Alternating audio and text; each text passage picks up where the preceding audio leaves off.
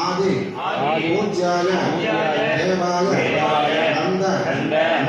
मोदक आदिने वल्लभ राम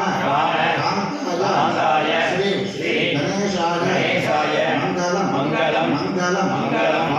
पार्वती गौरी मीनलोचन मंगलम राजराजाय देवदेवाय मंगलम लोकनाथाय कार्तिकेयाय मंगलम पवित्रो सर्व पापम कर्मणः समुपार्जितं श्री शिवः स्मरणेनैव व्यपोहति न संशयः इति शम्भुः